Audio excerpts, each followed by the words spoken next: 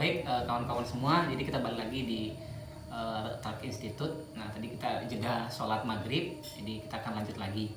Nah, tadi Bapak terakhir terkait dengan fungsi tolok keempat itu mungkin bisa sedikit dirincikan kembali karena banyak teman-teman juga belum terlalu tahu jadi fungsi tolok keempat tadi kan. Nah juga ada tidak sebenarnya batasan-batasan sebagai tolok keempat itu dia tidak keluar dari konteks fungsi dia itu Bapak. Nah itu tolok keempat itu dia bukan eksekutor ya, artinya bukan yang melakukan sebuah semacam pelaksanaan hukuman yang melakukan penghukuman ya. Tetapi dia lebih pada sebagai lembaga istilahnya lebih konsultatif lah kira-kira ya. Karena ibarat kitab besar gitulah kira-kira. Nah kalian boleh bertanya sama dia, misalnya orang memulang kalau begini-gini boleh ditanya ke tolok keempat. Kalau yang mengerti boleh tanya pada pusungan, pada individunya boleh. Kalau mereka tidak mampu maka dia berempat itu berembuk. Nah tempat kita bertanya. Misal contoh si A salahnya begini. Sebenarnya tidak mesti harus ke tolok keempat kalau memang misalnya lembaga ada di desa, di dusun. Oh putusannya harus begini, dendayanya. Tapi kalau dia tidak mampu, misalnya Pak Kadus, dia bertanya lah pada tolok keempat. Gimana ini kalau terjadi seperti ini, misalnya katakanlah yang hal-hal yang tidak bagus gitu ya, perselingkuhan dan sebagainya. Maka tolok keempat itu memberikan pandangan. Kalau orang melakukan misalnya katakan selingkuh dengan istri orang dengan begini-gini, maka cara hukumannya begini-begini. Jadi dia tidak boleh memutuskan, tapi dia memberikan fatwa. Nah, yang memberikan keputusan itu lembaga yang ada di bawah, misalnya di tingkat desa ada namanya pembakal adat. Di era Orde Baru itu zaman saya dulu itu namanya kerama desa. Kemudian di dusun itu namanya kerama gubuk. Nah, jadi sepanjang kerama gubuk di dusun itu desa tidak terlibat. Dia bisa diselesaikan. Kalau tidak bisa di desa, di dusun, maka dia nanti akan ke tingkat desa kerama desanya.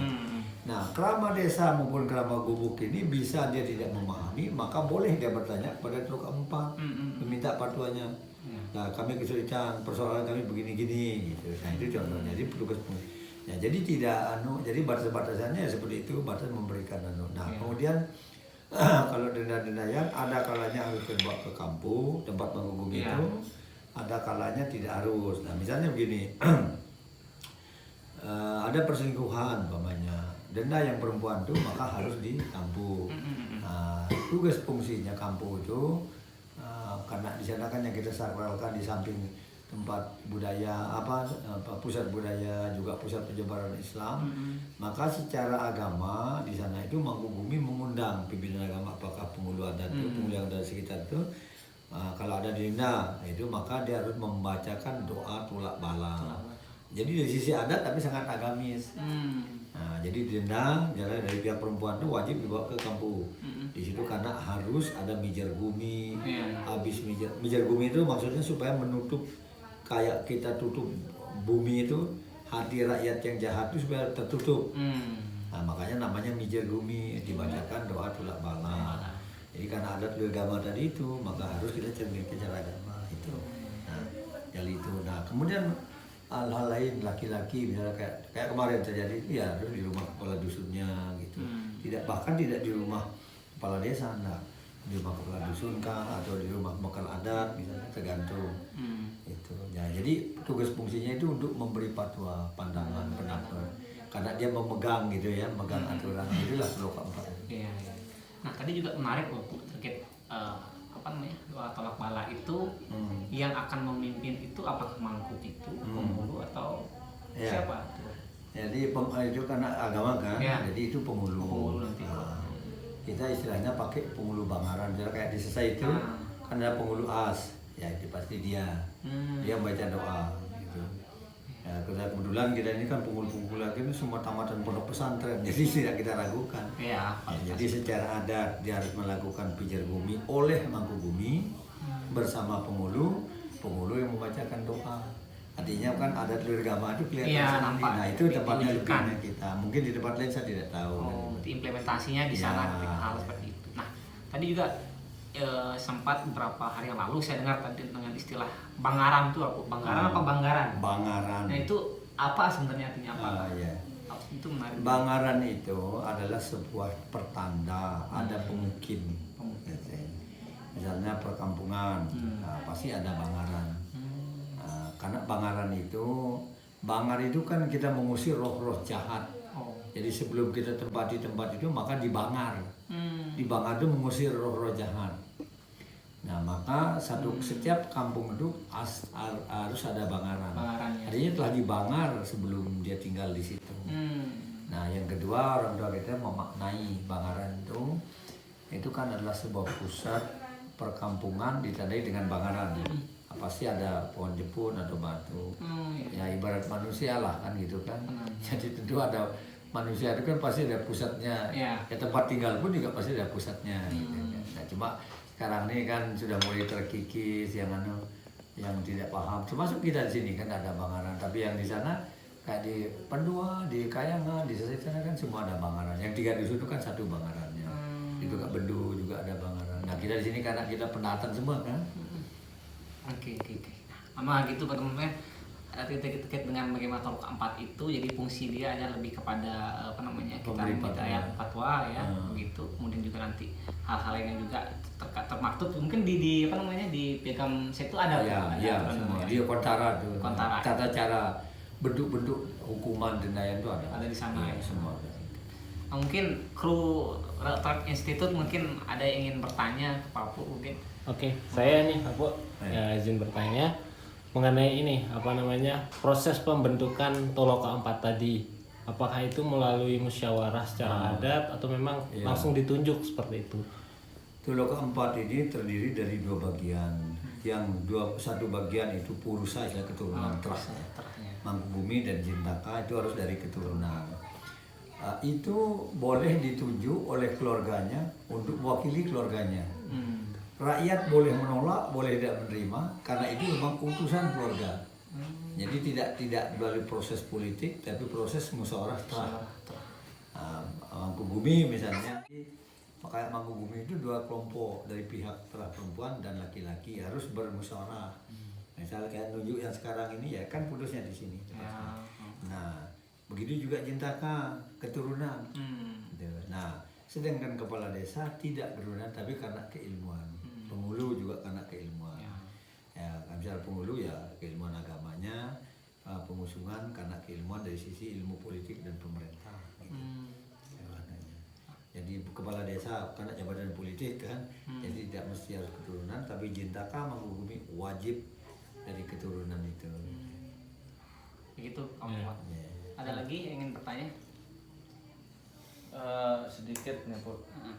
Terkait mungkin akan mengulas kembali ya terkait sejarah lah ini. Pernah kita dengar bahwa ajaran yang pertama kali dibawa oleh Said Anom itu ada 3 lah, pernah kita dengar lah bahasanya metu gitu di sana. Apakah metu atau wetu? Nah, ada yang bilang perspektif metu itu ada 3. Pertama itu tauhid, terus fikih sama tasawuf. Nah, gimana lah gambaran umum atau metu itu atau wetu itu apa lah Pak Bu? Iya, jadi itu kan bahasa Sanskerta, bahasa Jawa, Injil ya bahasa halus. Ada 2 perspektif dan itu mana-mana dipakai, khususnya kita Said ya. Jadi kalau di Bayan Beta, di Tanjung Beta ada 2 pandangan, pertama metu, kedua wetu gitu ya. Metu itu kalau berbicara bahasa Jawanya, metu itu dia hadir, datang. Kemudian ada kata sesungguhnya gitu ya. Ya betul itu ada 2 lagi pandangan. Ada yang sangat mendalam itu metu telu itu. Nah, itu ya banyak orang salah mengartikan bahwa kita itu agak waktu telu gitu ya. Metu itu sesungguhnya 3 gitu artinya kata metu sesungguhnya, metu telu sesungguhnya 3. Yang lebih mendalam itu salah satunya Allah Muhammad Adam gitu. Jadi tidak bisa dipungkiri itu. Jadi kita manusia apa saja tanpa Allah Muhammad Adam tidak ada jadi siapa-siapa gitu kan. Itu satu, di cara orang tua kita memegang. Jadi bukan rahasia, tapi itulah yang diartikan mertu. Kemudian waktu itu juga sama, wet tahu telu gitu ya. Nah, jadi tadi itu mertu itu juga termasuk unsur atau peki itu mertu gitu ya. Nah, waktu telu gitu. Waktu itu juga sesungguhnya telu. Nah, oleh saya bersama teman-teman saya di LSM, baik di nasional, untuk lebih menerjemahkan lagi, karena kita kan memperjuangkan tentang hak-hak teritorial adat, pemerintah, agama. Nah, sehingga waktu telu itu kita buat menjadi kata wet tahu telu. Tahu telu itu wet pemerintah, agama, dan adat. Nah, dibuktikan sekarang dengan undang-undang negara sekarang ini bahwa negara tidak mencampuri urusan adat, tidak mencampuri urusan agama. Agama dia berjalan sendiri, diberikanlah oleh negara kan, menteri mengaturnya dia gitu. Adat berdiri sendiri, adat tidak boleh dicampuri oleh negara, hak penuh gitu kan. Nah, maka apapun yang terjadi di desa itu, makanya kita berpegang pada adat luir agama. Kalau sudah adat yang tidak bertentangan dengan agama, tidak ada orang melarang, tidak perlu kita perjuangkan. Justru kita yang junjung tinggi. Nah, wet tahu telu. Nah, pemerintahan kan jelas, ada pemerintah desa, ada adat, ada agama. Nah, kita berjalan sendiri, tapi secara umum pemerintah ini adalah memayungi semuanya. Itu sebenarnya. Jadi mertu telu itu sesungguhnya atau dia hadir. Delik tiga itu Allah, Muhammad, Adam. Mertu telu sesungguhnya. Waktu telu juga sesungguhnya. Nah, oleh kami teman-teman untuk lebih kepada meyakinkan orang di luar itu ya kami bilang wet tahu telu. Kami yang punya pegawaian nih. Wet tahu telu, tapi yang sesungguhnya waktu telu. Sama juga sesungguhnya gitu. Jadi sama dengan kalau tadi itu bahasa Jawa Injil, bahasa Sangkara itu mertu hadir, lahir, datang, telu. Allah, Muhammad, Adam.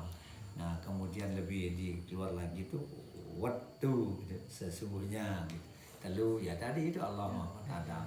Nah, oleh kami para dulu penggiat-penggiat adat itu, karena dulu itu kan banyak orang kalau kita bicara adat itu orang yang kumal lah, tidak mandi lah, tidak ada gamis gitu. Nah, sehingga kami itu membuat untuk sama teman-teman di seluruh, jadi wet tahu telu wilayah 3 orang. Nah, sehingga dalam bahasa politik sekarang ini kan trias politika. Nah, itu kan ternyata itu jadinya. Jadi 3 wilayah itu politik, agama, dan pemerintah. Nah, kedua kita yang kita perjuangkan sama teman-teman itu misalnya secara politik berdaulat, ekonomi mandiri, adat bermartabat. Itu anaknya yang kita perjuangkan. Jadi kenyataan seperti itu dan undang-undang memberikan jaminan itu. Dan sekarang begini, dalam Undang-Undang Dasar 45 itu hasil amandemen Undang-Undang Dasar tahun 2002 kalau salah ya, pasal 18 poin C ya bunyinya, negara wajib mengakui menghormati hak asal usul adat istiadat. Artinya negara telah mengakui, dia punya pakem.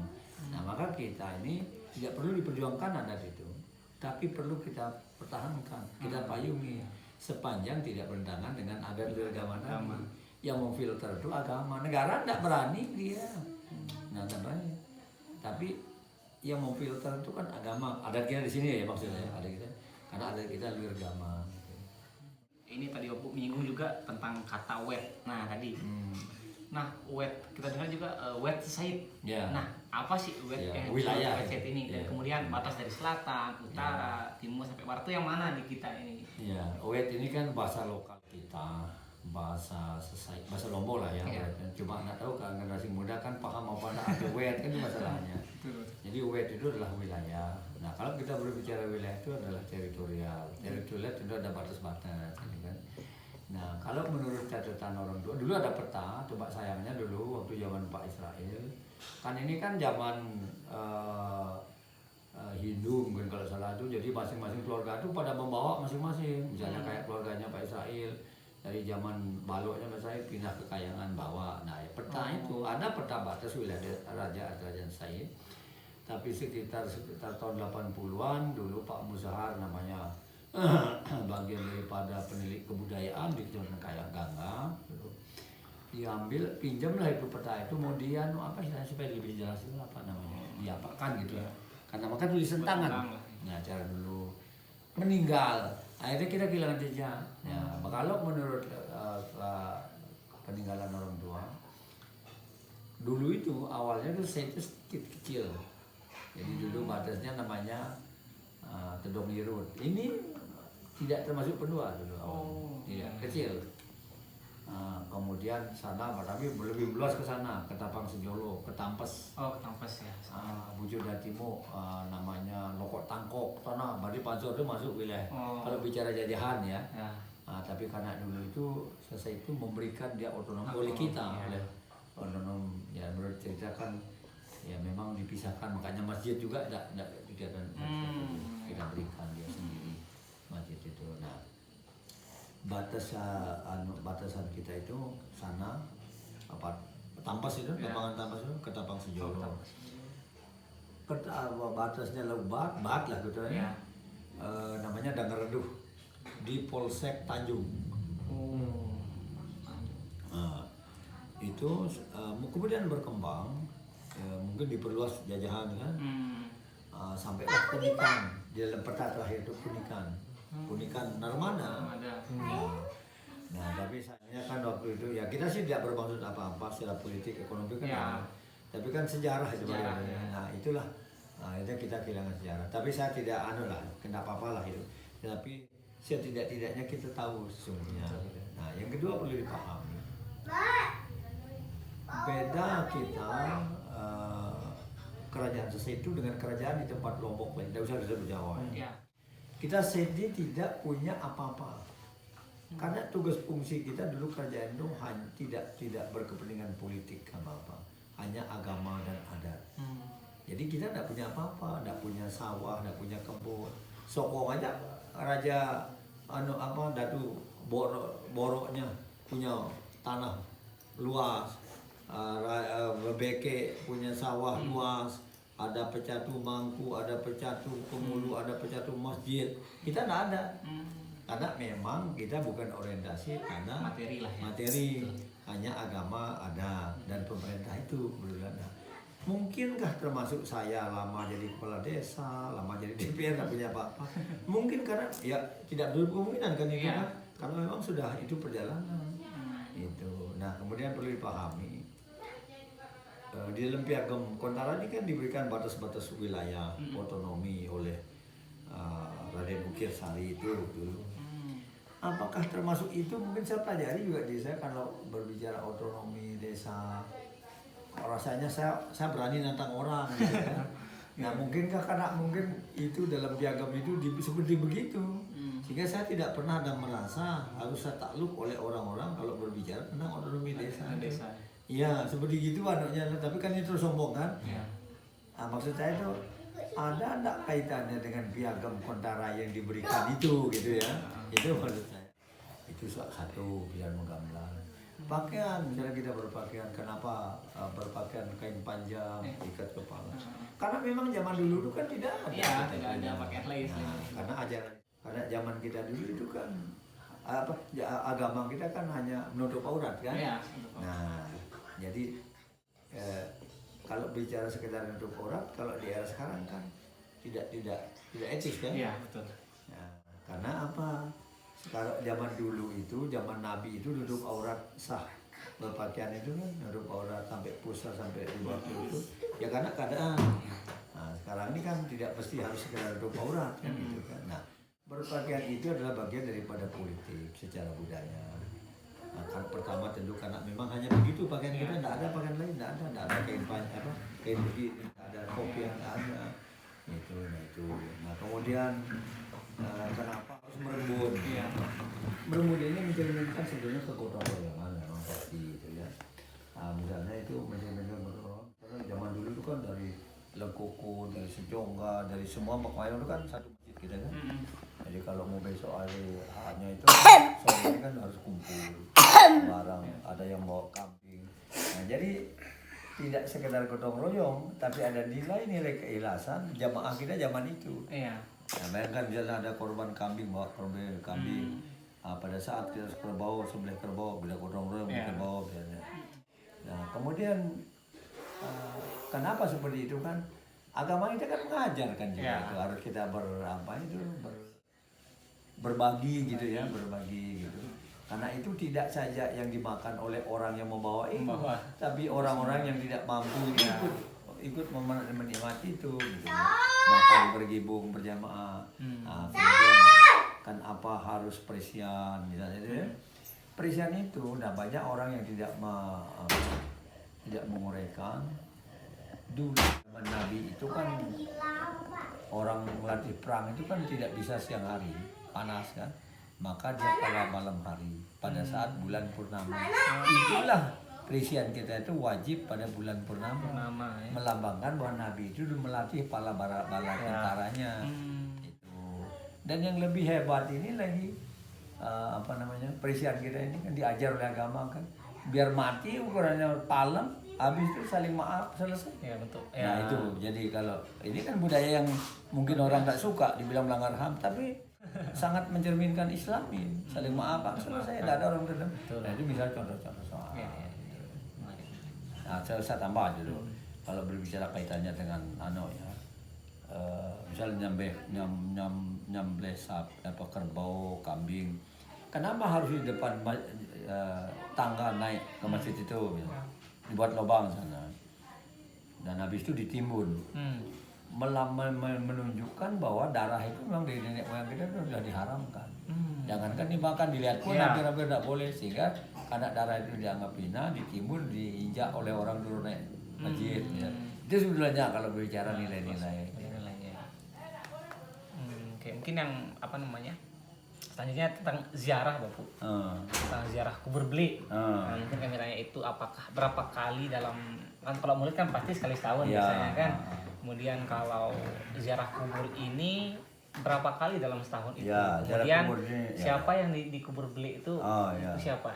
Jadi sebelum saya sebut masalah ziarahnya, nah itulah yang Sangupati itu, Titik Pati itu. Ya. Jadi sudah generasi mungkin kedua dari sejak penyebaran Islam ya. Nah, kenapa kita ziarah itu 2 kali setahun? Jadi istilah bahasa adat kita itu 6 bulan